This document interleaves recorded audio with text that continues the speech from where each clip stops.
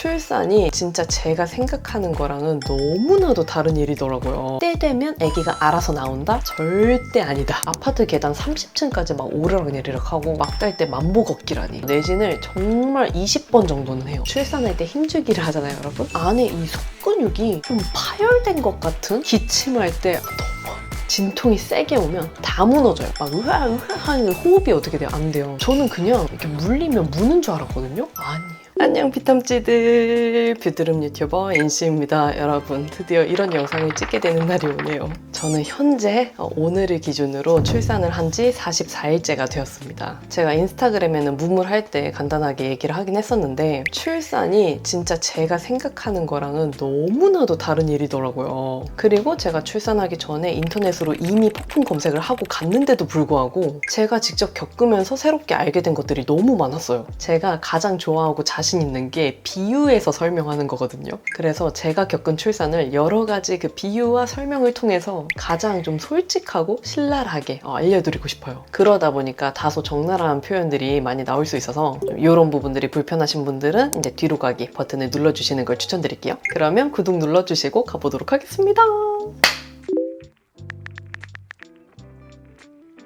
먼저 간략하게 제가 겪은 출산의 히스토리를 짧게 설명을 해드릴게요. 일단 저는 수술 자체를 별로 안 좋아하는 편이라 애초에 계획을 자연분만으로 잡았어요. 근데 문제는 예정일이 점점 다가오는데도 가진통이나 진진통, 요거는 뒤에서 설명드릴 건데 진통의 종류거든요. 가진통은 약간 약한 진통, 진진통은 정말 출산 직전에 오는 센 진통인데 그게 출산 예정일이 다가오는데도 불구하고 느껴지지가 않았었어요. 그리고 출산 직전에 이제 내진이라고 정기검진할 때 주기적으로 했는데도 불구하고 아기가 아직 밑으로 나올 기미가 안 보인다는 그런 결과를 들어가지고 출산 예정일에 맞춰서 유도분만을 예약을 합니다. 근데 결국은 유도분만을 실패를 해서 응급제왕으로 마무리를 하게 되었는데요. 그래서 저는 그 자연분만의 과정도 다 겪었고 제왕절개 과정까지 다 겪었거든요. 그래서 여러분들한테 해드릴 수 있는 얘기가 너무 많아요. 정말 눈이 돌아갈 정도의 진통은 2시간 정도만 겪긴 했어요. 그러면 지금부터 처음으로 출산하고 알게 된 첫 번째 가보도록 하겠습니다. 1. 때 되면 아기가 알아서 나온다? 절대 아니다. 저도 막달쯤이 돼서야 이제 처음으로 알게 됐어요. 예정일에 아기가 나오는 것은 매우 힘든 일이라는 것을 제가 봤을 때 보통 3가지 케이스로 나뉘는 것 같은데요. 먼저 첫 번째로는 예정일보다 더 빠르게 나오는 경우. 근데 이게 막 하루 이틀 빠르게 나온다 이거는 해당이 안 되고 40주가 아니라 36주에 나오거나 아니면 34주에 나오거나 이런 식으로 예상과 달리 꽤 빨리 나오는 경우가 은근 많더라고요.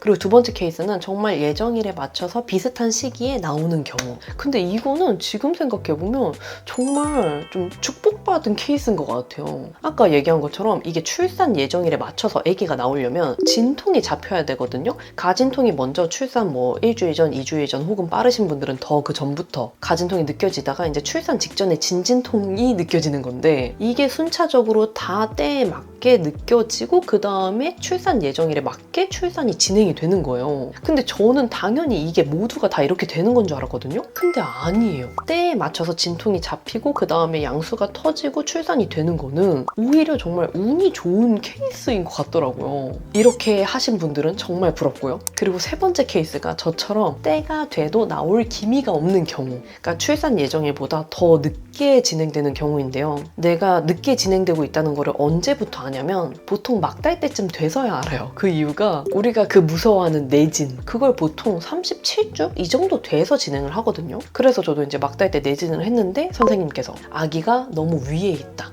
내려올 기미가 안 보인다. 그 다음에 이제 자궁문도 거의 안 열려있고 그 자궁 내막이 너무 두껍다. 이런 얘기를 해주신 거예요. 이거를 알게 된 순간부터 뭘 하는지 아세요, 여러분? 운동을 해야 돼요. 그래서 저도 뭐 그 전부터 이미 걷기도 많이 걷고 운동량이 많았던 편인데도 불구하고 진행이 늦는다는 얘기를 듣고 아파트 계단 30층까지 막 오르락내리락 하고 짐볼 운동 유명하거든요. 그 분만 촉진하는 짐볼로 하는 스트레칭이 있어요. 그거는 뭐 매일 2번씩 하는 건 기본이고 그 다음에 하루 하루에 만보 걷기. 이것도 꽤 유명해요, 여러분. 너무 신기하죠? 막달 때 만보 걷기라니. 실제로 뭐 네이버 블로그에 검색을 해봐도 자연분만을 원하시는 분들은 꽤 이른 시기부터 하루에 만보 걷기나 운동을 좀 다양하게 많이 하시더라고요. 특히 무리가 안 되는 운동 중에서는 필라테스 이렇게도 많이 하시고, 그래서 이런 식으로 진행이 더뎌지는 경우에는 막달에도 다양한 운동을 해서 좀 분만을 촉진하는 그런 것들을 해야 됩니다. 근데 저는 그렇게 다양한 운동을 했음에도 불구하고 아기가 좀 위에 있는 편이고 얼굴이랑 몸이 좀 옆을 바라보고 있는 방향이었어가지고 속도가 좀 더뎠어요. 그래서 응급조양으로 마무리하게 됐는데, 만약에 나는 출산 예정일에 맞게 자연분만을 하고 싶다 하시는 분들은 저처럼 막달이 돼서 막 급하게 운동하시지 마시고 틈틈이 무리 안 되는 걷기 운동 있죠. 이거는 조금 짧게라도 자주자주 하시는 걸 추천드려요. 우리가 이렇게 걷기만 해도 자연스럽게 몸이 이렇게 흔들리잖아요, 아래쪽으로. 이렇게 몸이 흔들리면서 자연스럽게 아기도 좀 밑으로 내려간다고 하더라고요. 그리고 이것도 뒤에서 자세하게 소개해 드릴 건데, 이 걷기 운동을 해서 아기를 내리는 것도 중요하지만 힘주기 할 때, 출산할 때 힘주기를 하잖아요, 여러분. 그때 다리를 진짜 엄청 이렇게 벌리거든요. 그러니까 당연하잖아요. 엄청 벌리고 이렇게 다리를 당기면서 힘을 준단 말이에요. 그러면은 이 다리 안쪽에 그 사타구니 쪽 있잖아요. 그러니까 허벅지 안쪽 근육, 거기가 진짜 힘이 많이 쓰이거든요. 그리고 우리가 임신 기간 동안에는 다리를 잘 안 쓰다 보니까 이렇게 다리를 계속 벌리고 힘을 주면 출산한 다음에 이 근육에 무리가 너무 많이 가는 느낌이에요. 저는 거의 한 3주? 4주 동안 안에 이 근육이 좀 파열된 것 같은 좀 멍든 느낌이 계속 지속이 되더라고요. 그래서 그때 다시 한번 느낀 게 유산소 운동만 중요한 게 아니라 이렇게 안에 속근육을, 특히 이 다리 안쪽의 근육을 강화하거나 아니면 이완해 줄 수 있는 그런 필라테스 같은 운동이 많이 도움이 되겠다라는 생각이 들더라고요. 이것도 저도 얘기는 많이 들었는데 제가 운동을 덜 한 탓이죠. 여러분들은 진짜 저처럼 이렇게 후회하지 않으시길 바라며, 그리고 미리 이렇게 강화 운동을 해놔야 힘주기 할 때도 훨씬 수월하실 거예요. 그리고 두 번째, 수치 3종 세트는 그렇게 무서운 것이 아니다. 왜냐면 어차피 우리는 그보다 더한 것을 하게 될 것이다 인데요. 그 세 개가 제모, 관장, 내진 요렇게잖아요. 근데 제가 이걸 다 겪은 다음에 느끼는 거는 뭐냐면, 어차피 제모를 할 때쯤이 되면 우리는 그 내진을 거치기 때문에 뭔가 이렇게 개방되는 것에 이미 익숙해져 있는 상태가 어느 정도 되어 있어요. 그 상태에서 제모가 진행되는 거다 보니까 저는 그렇게 생각했던 것만큼 많이 수치스러운 느낌은 없더라고요. 그 다음에 관장. 관장은 그쵸. 약 넣을 때 조금 수치스럽긴 해요. 액체 타입으로 된 관장약이 있는데 그거를 직접 넣어주시거든요. 그 과정이 조금 많이 부끄럽긴 하지만, 가장 수치스러웠던 걸 꼽으라고 한다면 저는 소변줄. 이거는 무통주사를 맞게 되면 소변줄을 꼽아야 돼요. 왜냐면 이게 척추부터 해가지고 하반신 쪽에 무통 그 약이 들어가는 거다 보니까 내 스스로 소변을 제어하기 어려운 그런 게 돼가지고 소변줄을 꼽아요. 여기서부터 제가 좀 적나라하게 설명할 거여가지고 불편하신 분들은 뒤로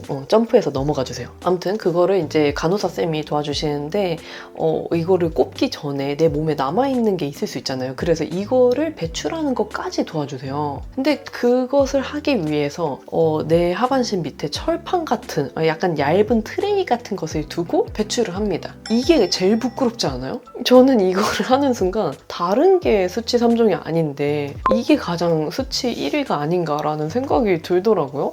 근데 저는 인터넷에서 이 글을 잘 본 적은 없어가지고 아무튼 생각이 나가지고 말씀드렸고요. 그 다음부터는 이제 소변줄을 꼽은 상태로 자동적으로 이제 소변이 배출이 되는 거예요. 그 호수를 통해서. 그 다음에 세 번째가 내진이잖아요, 여러분. 근데 내진은 수치스럽다기보다는 고통스러워요. 놀랍게도 출산하는 그 과정에 있어서 내진을 정말 20번 정도는 해요. 진짜 상상이 안 가잖아요. 근데 정말 20번 정도 하는 것 같아요. 15번에서 20번 정도. 근데 이제 출산 진행이 비교적 덜 됐을 때는 그렇게 아프진 않아요. 막 진통이 오거나 이런 게 아니다 보니까 그렇게 아프진 않고 그 내진의 불편한 아픔 정도만 느껴지는데, 그 출산이 어느 정도 진행이 되면, 그러니까 자궁문도 열리고 막 양수도 터지고 막 이런 식으로 진행이 된 상태에서 내진을 하면 그때는 막 통증과 불쾌함과 막 멘탈도 무너지는 느낌과 여러 가지 복합적인 생각이 들죠. 그리고 뭐 이제 간호사 쌤들은 당연히 너무 그 상황이 익숙하신 상태고 그 분위기 자체도 그게 전혀 이상하지 않은 분위기다 보니까 제모든 관장이든 내진이든 하는 거에 있어서 뭔가 나 혼자 이렇게 밝은 공간에 발가벗겨지는 그런 느낌은 아닌 것 같아요. 그리고 세 번째, 출산이 되려면 다양한 관문을 통과해야 된다입니다. 막달 때 아기가 알아서 안 내려오는 것도 놀랍긴 한데 출산 당일에 가서도 이게 그냥 빠바박 진행이 되는 게 아니에요. 제가 유도분만을 진행하게 됐다고 말씀드렸잖아요. 여기서 우리 또 안 겪어보신 분들은 헷갈리는 부분, 자연분만이랑 유도분만의 차이도 저는 몰랐어요. 그렇지 않아요? 이 차이가 뭐냐면 자연분만은 알아서 그 때에 맞춰서 양수가 터지고 그 양수가 터지면서 아기도 이렇게 나오는 요 모든 과정이 진짜 자연적으로 이루어지는 거를 자연분만이라고 하고요. 유도분만은 이게 자연적으로 안 되다 보니까 촉진제 약물도 투여를 하고 그 다음에 자궁 그 내막이라 하나요? 그게 얇아지게 해주는 질 정도 넣고 하면서 분만을 정말로 유도해서 만들어내는 거예요. 이거를 유도분만이라고 합니다. 그래서 자연분만을 하시는 분들은 집에서 이렇게 있다가 가진통이 아니라 진진통이 와요. 이것도 여러분 어플이 있거든요. 그 진진통을 체크하는 어플이 있어요. 왜냐면 가진통은 불규칙한 반면에 진진통은 규칙적으로 오거든요. 그리고 점점 가면 갈수록 시간이 짧게 잡히고 강도가 세져요. 이게 진진통이에요. 가진통이랑 진진통이랑 헷갈리면 어떻게 해요 하시는 분들이 계시는데 헷갈릴 수가 없어요. 가진통이랑 진진통은 체급이 다른 느낌이에요. 아무튼 그래서 집에서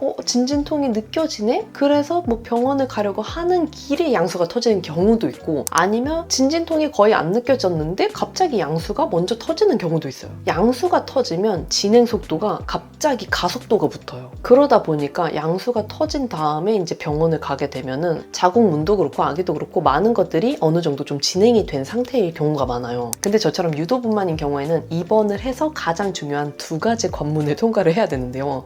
먼저 첫 번째가 자궁문이에요, 여러분. 이거는 처음 아시는 분들이 많을 수 있는데 자궁문이 0에서 10cm까지 열려야 분만이 가능해요. 문제는 이 1cm, 1cm씩 열릴수록 진통의 강도가 세져요. 그래서 저 같은 경우는 어땠냐면 제가 극강의 진통은 2시간만 경험을 했다고 했잖아요. 그 이유도 입원을 해서 내진을 통해서 체크를 해봤는데 1cm만인가 열려 있었어요. 근데 이제 입원을 해 있는 동안에 뭐 내진을 자주 해서 그런지 몰라도 막 2cm, 3cm 이렇게 점점 열리는 거예요. 몇 시간 동안. 이게 1cm 열리는 게 시간이 또 많이 걸리거든요. 되게 신기한 게 3cm까지 열렸는데 통증이 아예 없었어요. 어떤 분들은 1cm만 열렸는데도 이게 통증이 너무 세서 병원 달려가시고 이런 경우도 있거든요. 근데 이게 사람마다 너무 달라서 저는 3cm까지 열렸는데 그냥 통증이 없을 무였어요. 그래서 간호사 쌤들도 지금 안 아프시냐고 이렇게 계속 물어봐 주시더라고요. 그래서 저도 뭐 뻐근하긴 한데 통증 느낌은 아니다. 계속 이렇게 얘기를 하다가 이제 막 그 자궁 내막 얇아지는 질 정도 넣고 촉진제 넣고 하면서 10cm까지 다 열렸거든요.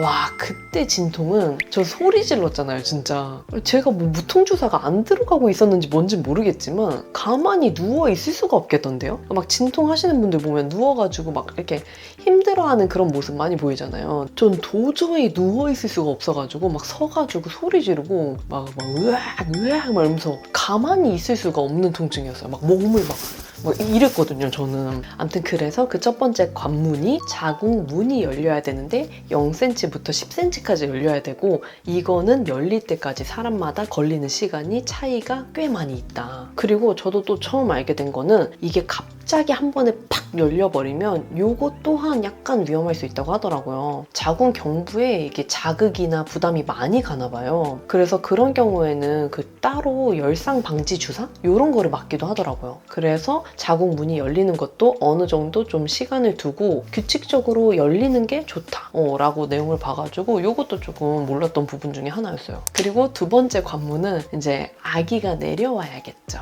자궁문이 다 열렸는데 아기가 안 내려온 사람 저요.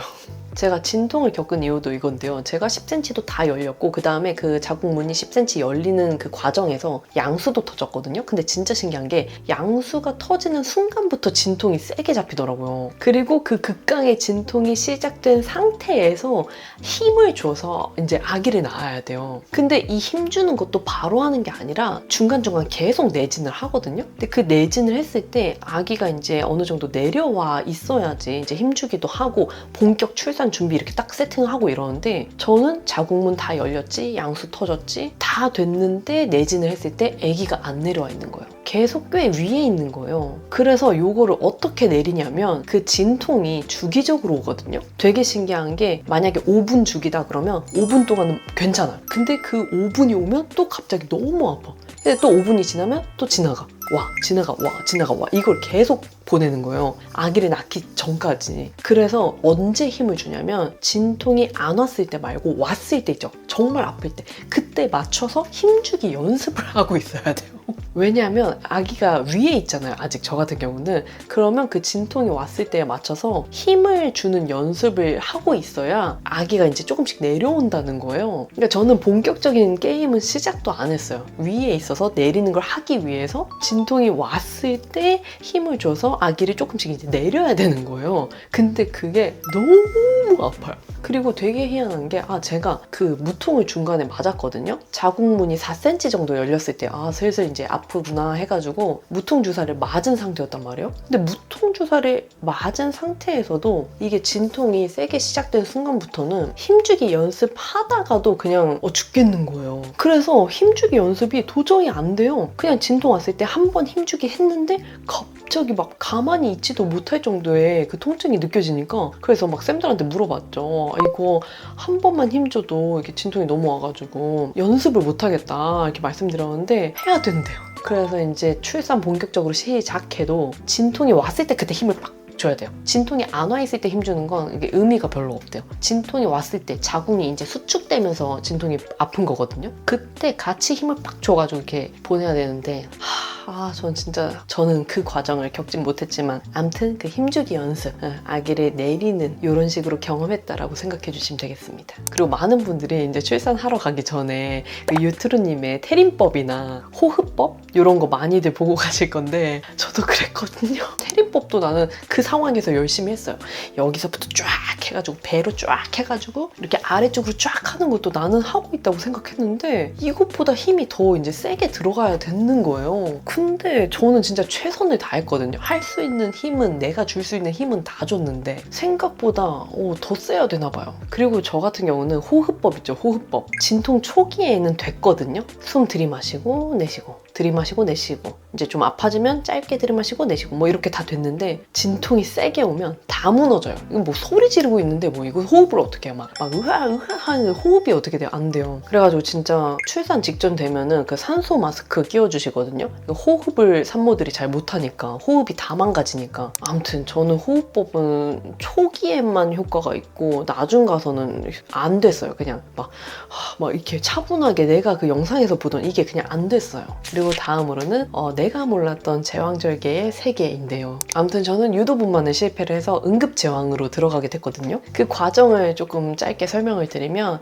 이제 그 2시간 정도의 극강의 진통을 경험한 후에 아기가 방향이 옆쪽을 보고 있어서 이게 그 자궁 문 쪽으로 진입이 어렵다, 조금 더뎌진다 이런 얘기를 듣고 응급제왕을 진행을 하게 됩니다. 아무튼 저는 응급제왕이라 그런지 전신마취로 진행을 했고 이제 잠든 다음에 일어났을 때는 회복실이었죠. 회복한 다음에는 입원을 하고 제왕절개 같은 경우는 유도분만이나 자연분만보다 입원 기간이 길어요. 보통 자연분만은 1박 2일 막 이렇게 하는 걸로 알고 있거든요. 2박 3일이나. 근데 제왕절개의 경우에는 5박 6일 입원을 합니다. 이것도 이제 일정 많이 중요하신 분들은 참고를 하시면 좋을 것 같아요. 근데 저 같은 경우는 5박 6일 중에서 한 2일 정도는 약간은 약에 취해 있는? 이게 좀 막 몸이 몽롱하잖아요. 그렇게 한 이틀은 그냥 보낸 것 같고요. 그 다음에 이제 나머지 기간은 좀 정신 멀쩡하게 이렇게 보낸 것 같은데 제왕절개를 그 한 날 이때는 움직이면 안 되고 그 다음 날부터는 이제 조금씩 걷는 거를 추천을 하더라고요. 그 이유가 이게 개복 수술을 한 거잖아요. 그러다 보니까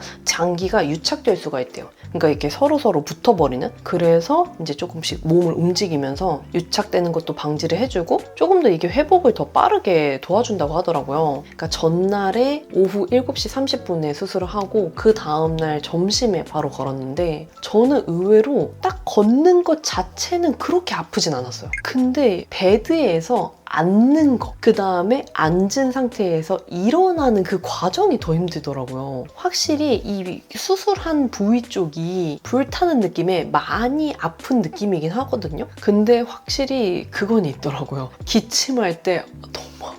그래서 제가 간단한 꿀팁 알려드리면 이거 옛날에 스펀지에서 나왔던 거거든요. 기침 나오려고 할 때 여기를 세게 빡 누르면은 기침이 좀 멈춰요. 물론 안 멈출 때도 있긴 하지만 저는 한 10번 중에 7번은 이렇게 하면 다 멈추거든요. 그래서 이걸로 겨우 참았어요. 기침 안 참으면 진짜 수술 부위가 장난 아니더라고요. 그래서 이제 막 병실에 이렇게 돌아다니시는 분들 보면은 다들 이제 기침하고 막 이러고 있고 복대 차고 많이 돌아다니고 이러거든요. 그래서 이제 처음 걷기 시작하면은 그 다음부터는 계속 걷는 연습 자주 해가지고 걷는 양도 많이 늘리고 이렇게 하면 좋고요. 물론 무리하지 않는 선에서. 그리고 이거는 정말 중요하다고 느낀 게 철분제.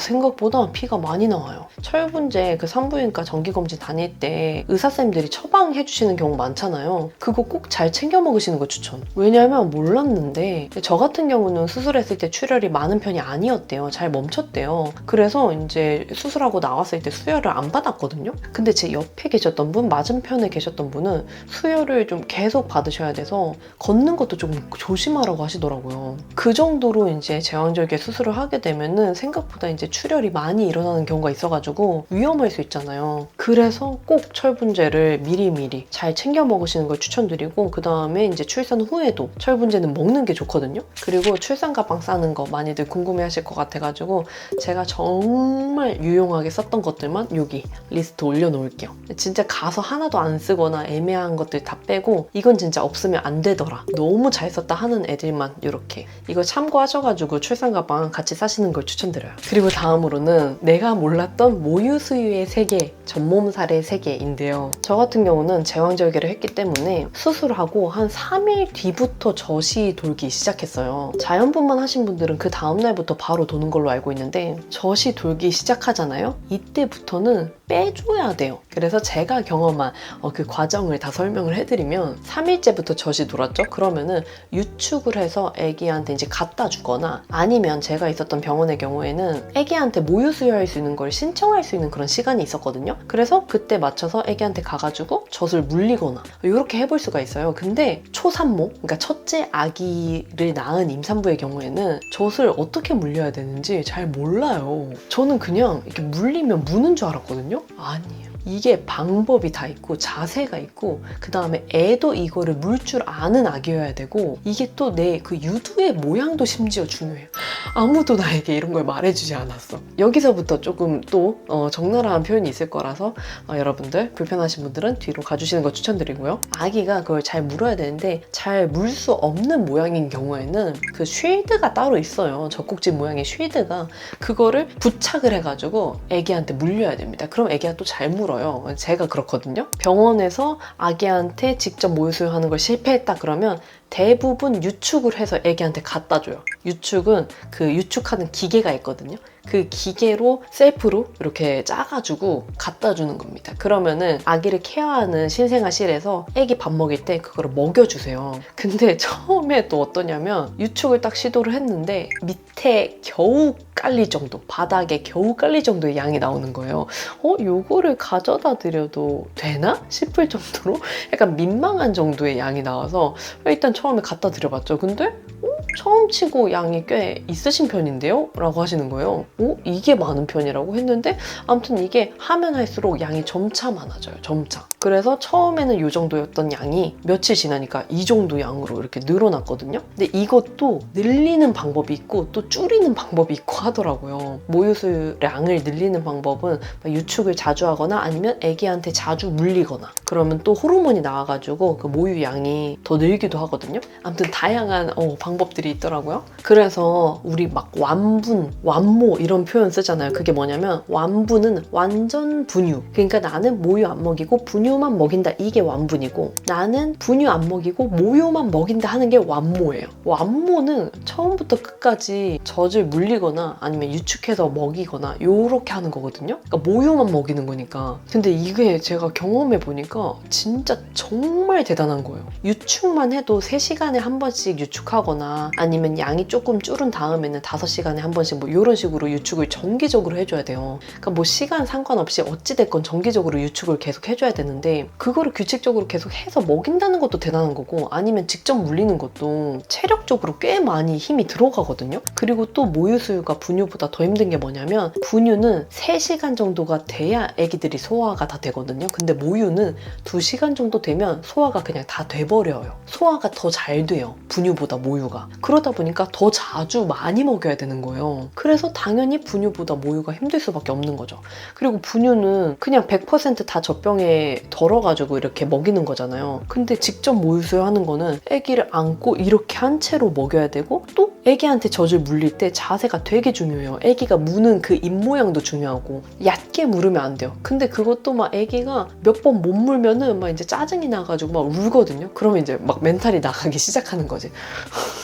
아기가 이렇게 울고 막 나는 좀 지치고 근데 또 물려야 되고 그래서 이게 점점 하다 보면은 유축으로 조금 많이 하게 되더라고요. 저는 집에 와서부터는. 그래서 지금은 거의 하루에 한 번 정도만 물리고 나머지는 다 유축을 해서 먹이고 있고요. 또 그 나머지는 분유 이렇게 해서 혼합수유를 하고 있어요. 그래서 저는 원래 계획도 100일 정도만 먹이고 끊자였었어가지고 이렇게 유지하다가 서서히 그냥 자연적으로 끊으면 될 것 같아요. 그리고 다음으로는 산육기와 후배알인데요. 이것도 처음 들어보시는 분들 계실 것 같은데 보통 우리가 이제 출산을 한 다음에는 산후조리를 하잖아요. 그 이유가 출산을 하고 한 6주 정도까지 산육기라고 해요. 출산이라는 정말 큰 어떻게 보면 몸에 많은 부담을 주는 그런 행위를 했다 보니까 몸이 이제 회복을 하는 과정을 하는 거죠. 근데 제가 경험을 해보니까 이 산육기 증상 중에 가장 불편했던 거는 자궁에 느껴지는 좀 불편한 통증이었던 것 같아요. 막 엄청 아픈 그런 느낌보다도 자궁이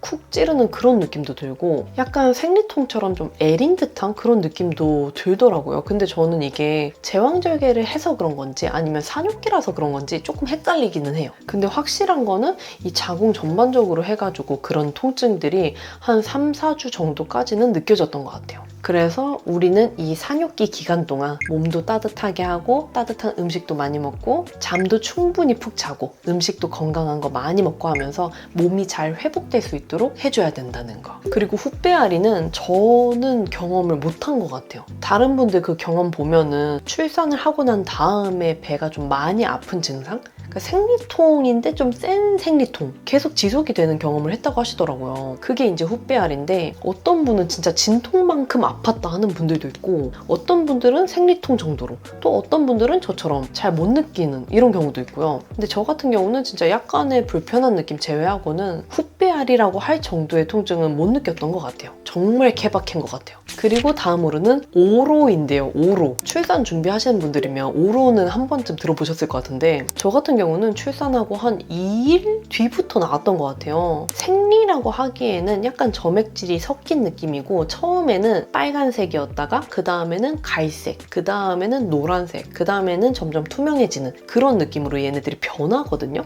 근데 평균적으로는 이게 한 4주 정도 나오는 편인데 저 같은 경우는 지금 6주째인데도 현재도 나오고 있어요. 조금씩 이렇게 찔끔찔끔. 근데 초반에는 이게 양이 꽤 많은 편이라서 진짜 생리 못지않게 나오거든요. 불편합니다. 특히 또 병원에 입원해 있을 때 막 여기 수술 부위 회복도 안 됐는데 화장실 가는 것조차도 힘든데 또 막 이렇게 오로는 막 많이 나오지 이러니까 패드를 계속 갈아줘야 되잖아요. 그러니까 그 과정이 너무 번거롭고 막 몸 움직이기조차도 힘든데 막 패드는 계속 갈아줘야 되고 하니까 많이 귀찮더라고요. 네, 비탐지들 그러면 이렇게 제가 출산하고 처음으로 알게 된 모든 것들에 대해서 아주 자세하게 풀어봤는데요. 진짜 출산을 앞두고 있는 비탐지들한테 실질적인 도움이 되었으면 좋겠고 제가 또 영상으로 풀고 싶은 게 제가 총 21kg 정도가 쪘는데 조리원에 있는 기간 동안 9kg를 감량을 하고 나왔단 말이에요. 그래서 기회되면 이것도 영상으로 한번 풀어보도록 할게요. 그러면 오늘 영상이 좋으셨다면 구독과 좋아요, 알림 설정 눌러주시고 댓글 달아주시면 확인이 바로 되는 댓글들은 답변 달아드리도록 할게요. 그러면 우리는 다음에 더 유용한 영상으로 만나요. 안녕!